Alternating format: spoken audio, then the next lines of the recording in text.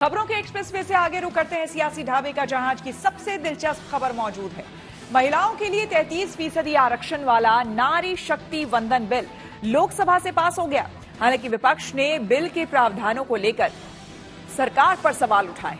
बहस के दौरान खूब वार पलटवार भी हुए हैं। देखिए, बात करो जिससे ये हमारा प्रतिनिधित्व वाला मामला भी पूर्ण होगा। जरूरी है चर्चा करने का महाजन अब करे तो ठीक, उनको पिछली महिलाओं का भी दर्द समझना होगा। तो क्या ये नया नया ख्याल अभी अभी आया है? जो कह रहे हैं क्यों नहीं कर देते, कौन करे? हम करें और फिर वायनाड रिजर्व हो गया है तो आप क्या करोगे? मत विभाजन का परिणाम इस प्रकार है। देश का लोकतंत्र नए दौर में प्रवेश करने वाला है। इस बात पर लोकसभा ने मुहर लगा दी। विधायिका में महिलाओं को 33% आरक्षण देने वाला बिल लोकसभा में 2/3 बहुमत से पास हो गया। कुल सदस्य संख्या के क्योंकि सैद्धांतिक तौर पर सभी दल बिल के साथ नजर आए। हालांकि दिन भर चली बहस में विपक्ष बिल का समर्थन भी करता रहा और सवाल भी उठाता रहा।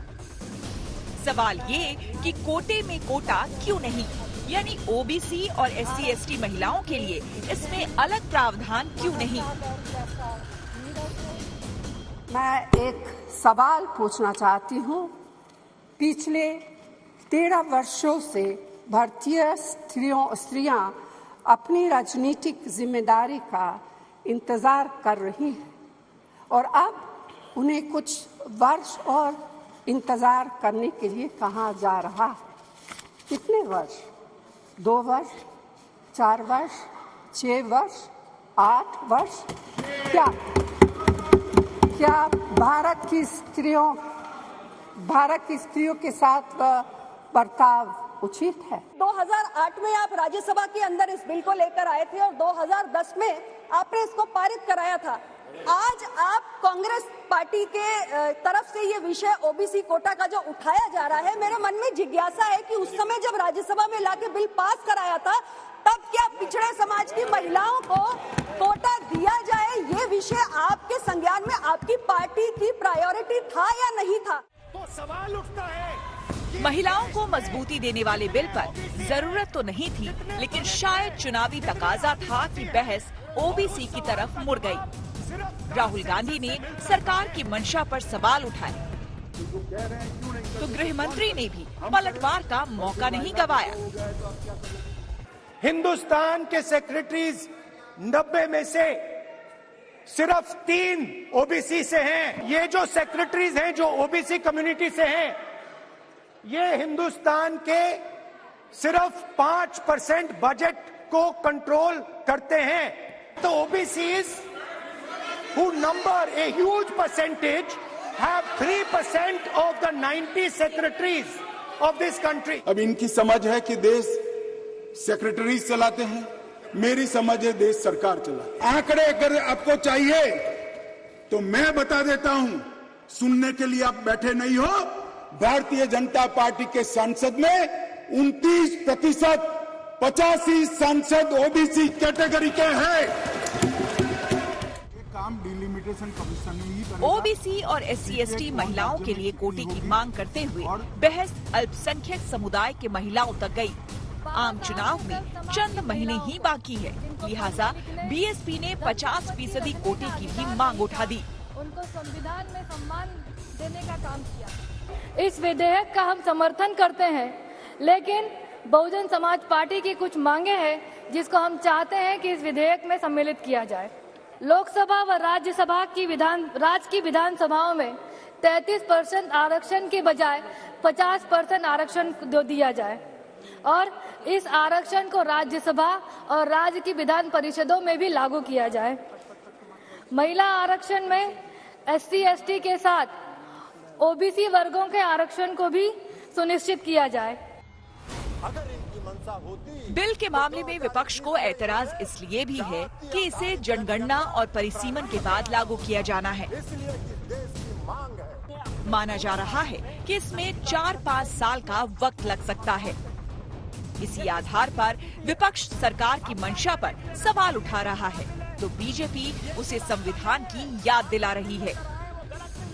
आर्टिकल 82 है सर, जो एडजस्टमेंट ऑफ ईच सेंसस की बात कर रही है और सीट बढ़ाने की बात, सब पढ़ लीजिएगा इस आर्टिकल को। इसमें कहा गया है कि 2026 तक सभी चीजों को हमने फ्रीज कर दिया है।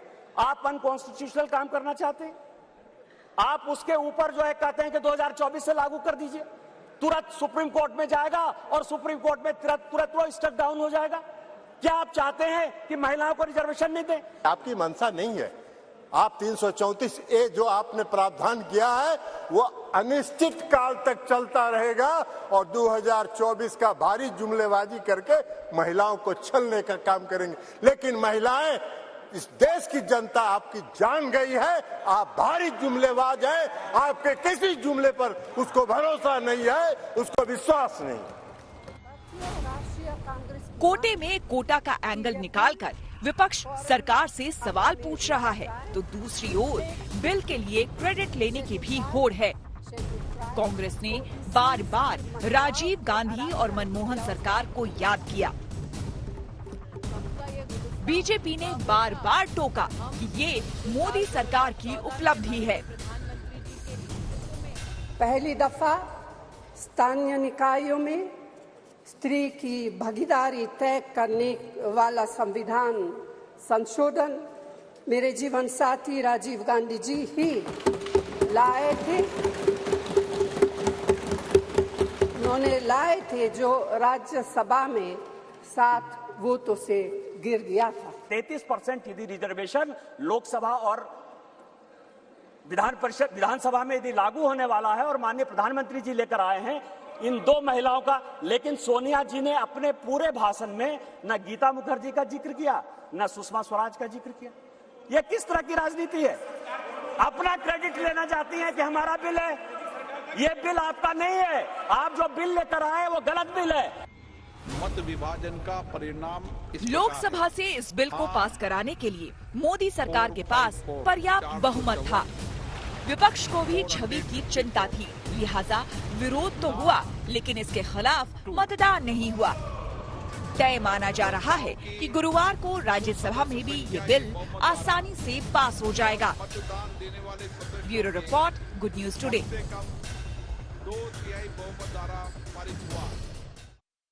नारी शक्ति वंदन अधिनियम पर बहस के दौरान लोकसभा में पक्ष और विपक्ष ने एक दूसरे पर जमकर तीर चलाए। राहुल गांधी जब बोल रहे थे तब उन्होंने बार बार बीजेपी सांसदों से कहा कि डरो मत, लेकिन भाषण के तुरंत बाद जब वो सदन से चले गए तो बारी गृह मंत्री अमित शाह की थी। और सुनिए, और सुनिए, और सुनिए, नहीं घबराइए मत, डरो मत, और सुनिए, जिसको जाना है डरिए मत, डरिए मत, अरे भाई डरो मत।